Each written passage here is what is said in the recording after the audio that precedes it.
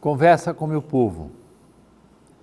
O chamado missionário e as diversas missões. A igreja começou na casa, no cenáculo.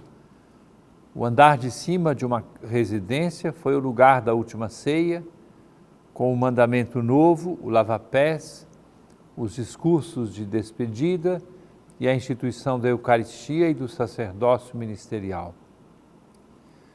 Tudo indica que foi o mesmo lugar em que Jesus se manifestou aos seus apóstolos e também o espaço da novena de orações que realizaram, tendo Maria como coração da pequena comunidade, preparando-se ao Pentecostes. Após a efusão do Espírito Santo, a primeira de muitas, saíram à vida pública, adquiriram a ousadia e a coragem de pregar pelas ruas e praças, com o ardor missionário que acompanha a igreja até hoje e vai conduzi-la até o final dos tempos, enquanto clama cada dia na Eucaristia: vem, Senhor Jesus. Com a conversão de Paulo, ajuntada também providencialmente à perseguição, dispersou-se a primeira comunidade, formaram-se outras e a mesma igreja se faz presente por toda parte. Da casa para as ruas e praças, pelas estradas e caminhos que conduzem aos confins da terra, sempre retornando à casa da palavra e da Eucaristia, sustento para o ardor missionário. E a igreja passa também a ser nome da comunidade cristã e do próprio templo, que chamamos igreja. Da missa nasce a missão e para a missa retornamos, trazendo os frutos da presença, do testemunho e da ação missionária. E nasce a riqueza dos carismas, dos ministérios, dos serviços, multiplicados pela ação do próprio Espírito Santo.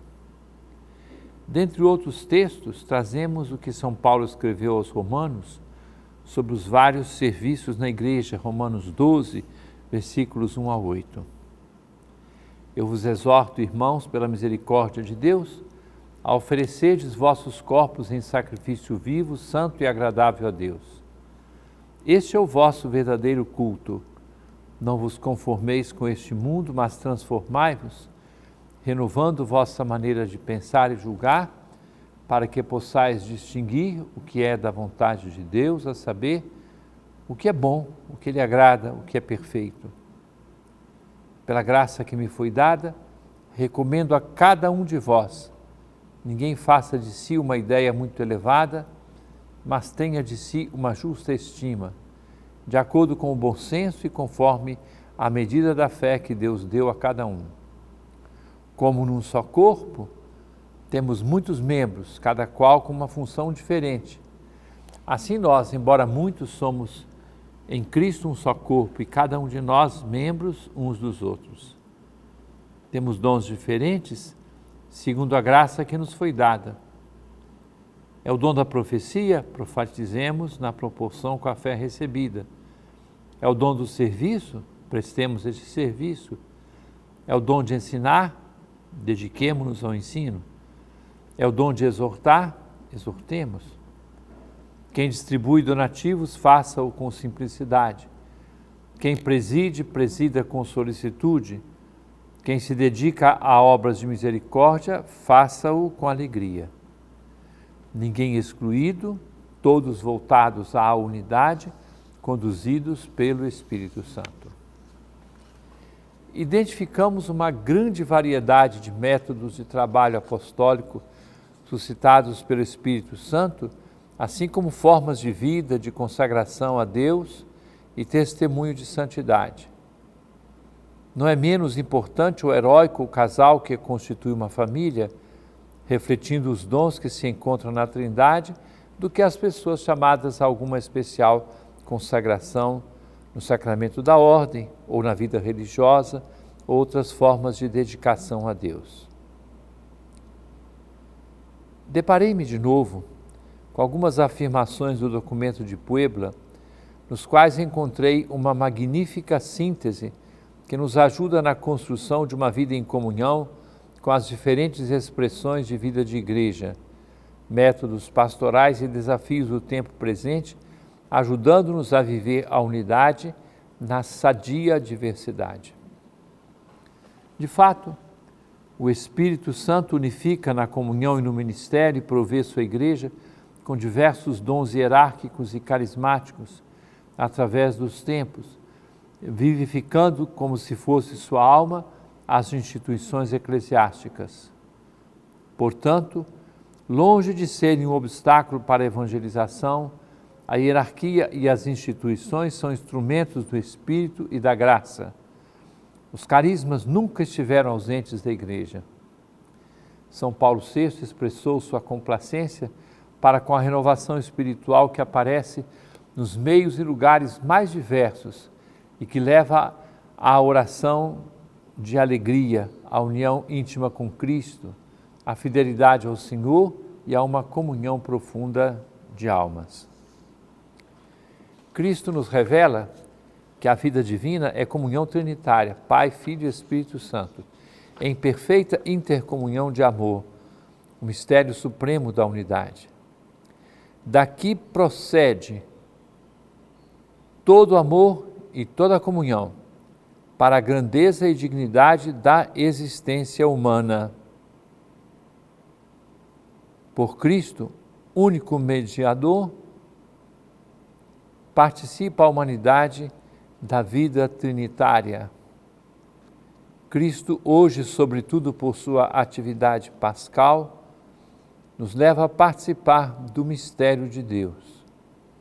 Por sua solidariedade conosco, nos torna capazes de vivificar pelo amor nossa atividade e transformar nosso trabalho e nossa história em gesto litúrgico, isto é, de sermos protagonistas com Ele da construção da convivência e das dinâmicas humanas que refletem o mistério de Deus e constituem sua glória viva. Por Cristo, com Ele e nele passamos a participar da comunhão de Deus. Não há outro caminho que leve ao Pai. Vivendo em Cristo, chegamos a ser seu corpo místico, seu povo, povo de irmãos, unidos pelo amor que derrama em nossos corações o Espírito Santo. Esta é a comunhão a qual nos chama o Pai por Cristo e por seu Espírito. Para ela se orienta toda a história da salvação e nela se consuma o desígnio amoroso do Pai que nos criou. Quem quiser, procure o documento de Puebla, os números 212 a 214, porque foi lá que eu fui pescar essa preciosidade. Nossa vida de igreja se realiza na comunhão estável em que nos encontramos, ouvindo a palavra, celebrando os sacramentos, principalmente a Eucaristia, e crescendo na caridade. Entretanto, o Espírito suscita muitas presenças transversais, nas quais as pessoas se envolvem e crescem a partir de textos bíblicos ou de situações desafiadoras na evangelização, ou a grande variedade de carismas que identificamos. Ninguém se sinta maior ou melhor, mas admire, respeite e valorize os dons diferentes, desde que voltados a edificar a comunhão e a evangelizar.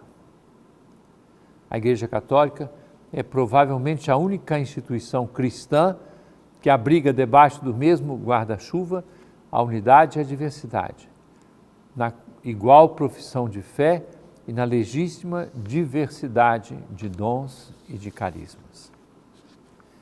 Caríssimo irmão, caríssima irmã, permaneça conosco, daqui a pouco estamos de volta. Conversa com meu povo. Caríssimos irmãos e irmãs, manifesto neste final de semana a grande gratidão pelo evento de grande expressividade que marcou a nossa arquidiocese no primeiro final de semana deste mês de julho.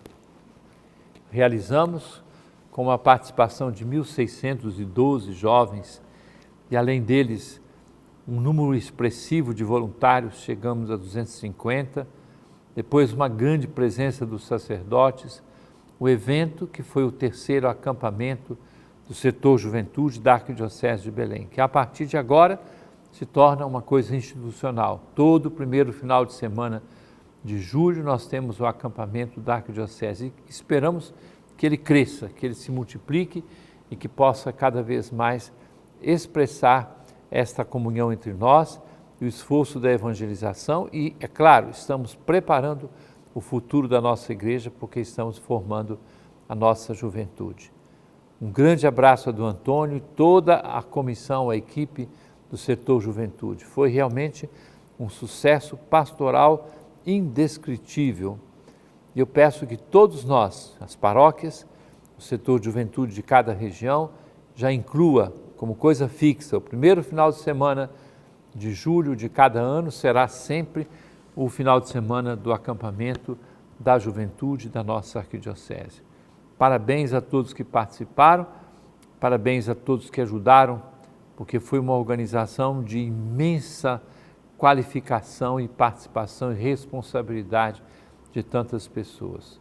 Deus lhes pague e que os frutos se multipliquem em nossa igreja. E agora perguntas que as pessoas nos enviaram.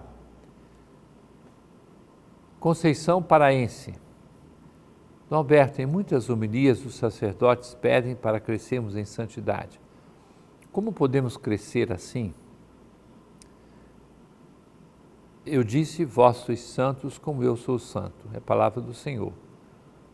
Deus é santo. O que quer dizer a palavra santo? Separado, marcado para uma missão.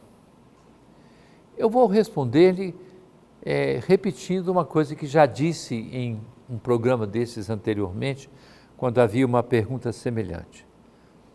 Numa visita pastoral, eu me encontrava com as crianças da catequese e fiz essa pergunta, o que quer dizer ser santo? E um menino de 6 anos levantou a mão e disse assim, eu sei o que é ser santo. Eu fiz a pergunta de novo e ele me respondeu, Dom Alberto, ser santo é assim, na hora de rezar a gente reza, na hora de estudar a gente estuda, na hora de brincar a gente brinca. E aí eu respondo à pergunta que me foi feita hoje. Ser santo é amar a Deus e amar o próximo. Ser santo é viver os mandamentos. Ser santo é cumprir os nossos deveres. Ser santo é ter a alegria de ser cristão. Ser santo é participar com gosto da comunidade de igreja. Ser santo é dar testemunho de Jesus. Esses são os caminhos para crescer em santidade. Mas eu prefiro a resposta da criança. Na hora de rezar a gente reza, na hora de brincar a gente brinca, na hora de estudar a gente estuda. Michele Santos de Belém. O senhor pode me explicar a frase, o verbo se fez carne?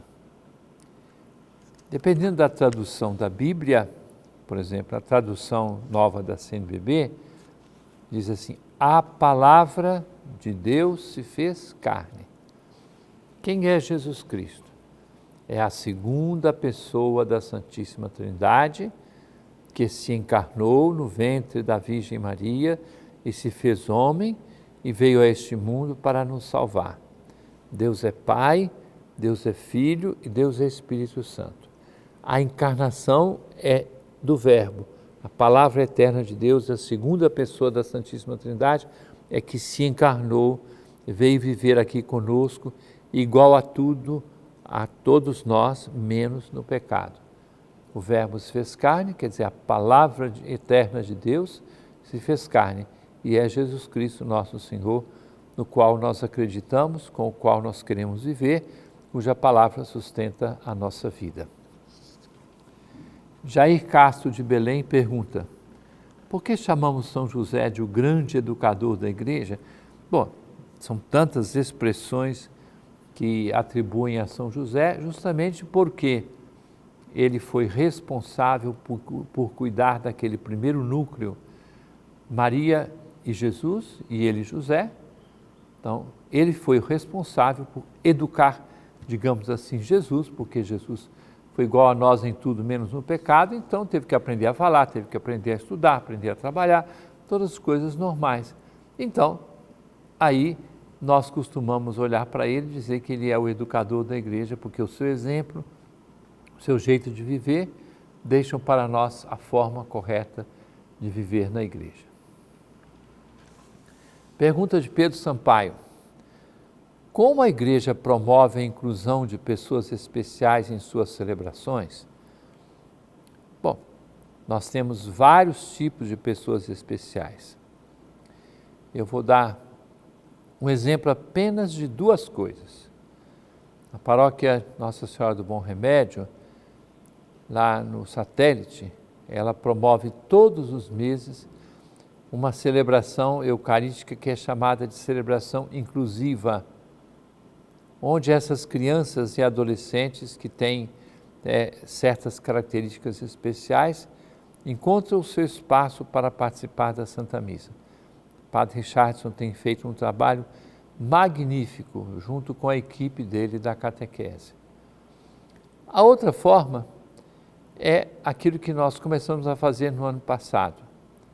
Nós criamos uma nova procissão, uma nova romaria, onde todas essas pessoas com autismo e com outras coisas se sentiram profundamente acolhidas e valorizadas e participaram.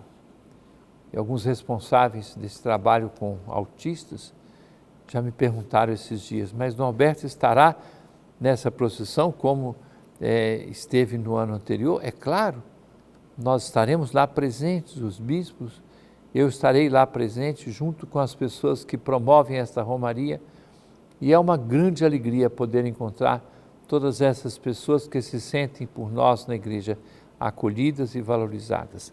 A nossa catequese, também pensemos, as nossas escolas católicas estão fazendo um trabalho muito especial e muito bem feito de inclusão das pessoas especiais, seja na atividade comum da igreja, seja nas celebrações da Eucaristia e dos diversos sacramentos. É o testemunho que nós procuramos oferecer. Núbia Campelo, de Belém. Dom Alberto, por que a igreja é chamada de católica apostólica romana? A palavra católica quer dizer que ela ocupa toda a universalidade. Então, ela está presente em todos os recantos do mundo. Ela é católica, antes está faltando um nomezinho aqui, é una, porque só tem uma igreja, una, santa, santificada por causa de Jesus, católica, porque ela abrange todo o universo, apostólica, porque recebeu a missão de levar o Evangelho até os confins da terra e procura fazê-lo com seriedade. Romana, por quê? Aí eu vou a Santo Inácio de Antioquia. Santo Inácio de Antioquia, ele fazendo cartas, enquanto estava sendo conduzido a Roma, onde foi martirizado, ele fez uma carta dirigida aos romanos, dizendo: a igreja que preside a caridade, justamente aquela igreja onde Pedro e Paulo, com seu sangue, selaram o início da vida eclesial na sede do império daquela época. Por isso ela é chamada Una, Santa, Católica, Apostólica, Romana. Caríssimo irmão, caríssima irmã, desça sobre todos a bênção de Deus Todo-Poderoso, Pai, Filho e Espírito Santo, e permaneça para sempre. Amém.